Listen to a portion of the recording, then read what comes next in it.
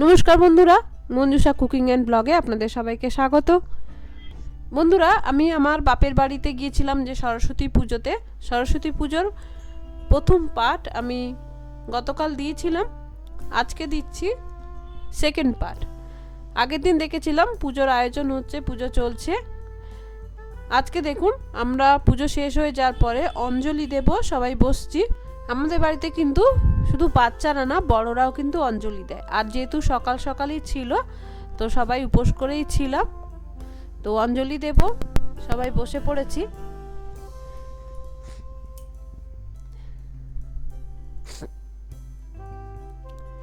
এদিকে ঠাকুরমশাই সবাইকে চন্দনে ফোঁটা দিয়ে দিচ্ছে।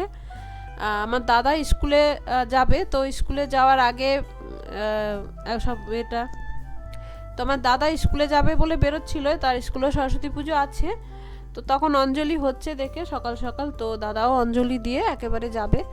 তো অঞ্জলি শুরু হয়েছে। নমো বিষ্ণু নমঃ মঙ্গলং ভগবান বিষ্ণু মঙ্গলং ভগবান গরুড়ধ্বজ মঙ্গলং ভগবান মধুসূদনম মঙ্গলং ভগবান পরমেশ্বর সর্বমঙ্গলং মঙ্গলং বরেণ্যং বরদং শুভং নারায়ণং নমস্কৃত্যং সর্বং। আমরা অঞ্জলি দেওয়ার পরে আমাদের পাড়া থেকে কয়েকটা মেয়ে এসেছে, বাচ্চা মেয়ে, তারাও অঞ্জলি দেবে। তারা আগের দিন বই দিয়ে গেছিল, তো এখন অঞ্জলি দেবে। অঞ্জলি দেওয়ার পরে সবাইকে মা প্রসাদ দিয়ে দিচ্ছে। তারা বাইরে প্রসাদ খাচ্ছিল, বাচ্চা বাচ্চা মেয়েগুলো কি সুন্দর সেজে এসেছে। এদের দেখে আমাদের স্কুলবেলা, আমাদের ছোটবেলা মনে পড়ে যাচ্ছিল, যে আমরাও মায়ের শাড়ি, মামির শাড়ি পরে স্কুলে যেতাম। অঞ্জলি হয়ে যাওয়ার পর আমার ভাইপোতে হাতে খড়ি হচ্ছে। আমার মেজো ভাই আর ছোট ভাইয়ের ছেলের আজকে হাতে খড়ি, তো ওরা হাতে খড়ি দিচ্ছে। অন্য সময় পটর পটর করে, কিন্তু এখন ভয় পেয়ে গেছে। ঠাকুরমশাই ও বলতে বলছে, সেদিকে তাকিয়ে আছে। ঠাকুরমশাই কিছুতেই বলছে না। যত আমি বলছি, ওর মা বলছে, ঠাকুরমশাই বলছে, ওর এদিকে ঠাম্মা দাদু সবাই বলছে অ বল, সে বলছে না। আর এইদিকে ছোট ভাইয়ের ছেলে ভাবছে বোধহয় ওর স্লেটটা ভাই নিয়ে নিয়েছে, আমাকে নিতে হবে। তো যাই হোক, ওর হাতে খড়ি হয়ে যাওয়ার পর এই যে ছোট ভাইয়ের ছেলে তো আর এক দুষ্টু, সে তার মতো খেয়ালে থাকে। সে ঠাকুরমশাই হাত দিয়ে লিখবে না, সে বলছে আমি লিখবো, আমি। এ প্রচুর দুষ্টু বন্ধুরা, দেখুন চুপ করে বসছে না। মায়ের কোলে বসেছে, এও বলছে না। এ কিন্তু বই দেখে দেখে অ আ A B, A for Apple এসব বলে, কিন্তু ওই যে এখন বলছে না, এখন হলো দুষ্টুমি বুদ্ধি। সে অ আ শেষ করার আগেই রস্যই, ইঁদুর এইসবে চলে যাচ্ছিল আর কি। তো যাই হোক, দেওয়ার পরে ঠাকুরমশাইয়ের কাছ থেকে সে খড়ি টড়ি নিয়ে নিজে লেখালেখি শুরু করে দিয়েছে।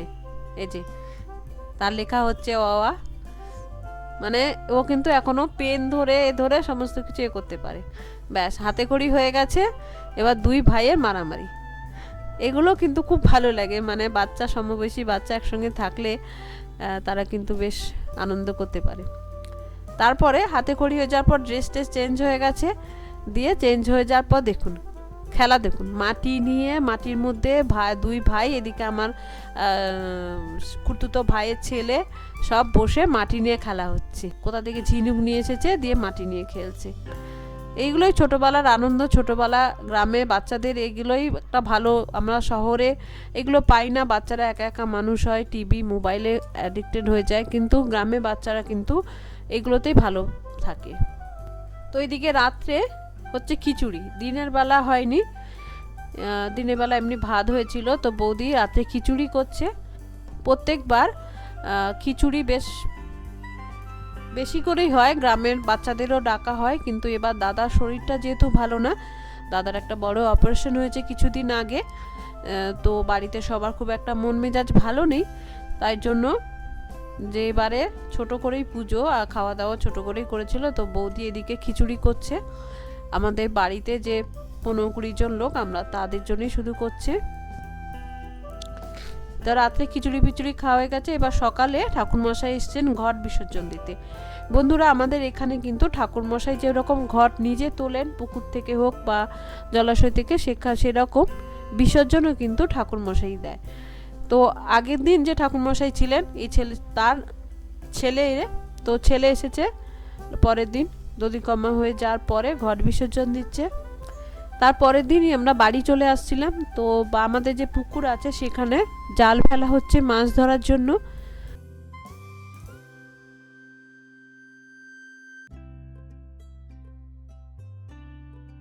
আমরা আগে গেলেও যেহেতু সরস্বতী পুজো ছিল, সরস্বতী পুজো আগের দিন সত্যনারায়ণ পুজো ছিল, তো মাছ টাছ কিছু হয়নি। তো মেয়ে জামাই বাড়ি চলে আসবে, মাছ খেয়ে আসবে না, তা তো হয় না। তার জন্য পুকুরে জাল দিচ্ছিল। আমাদের পুকুরে কিন্তু মাছ ভালোই চাষ করা হয়।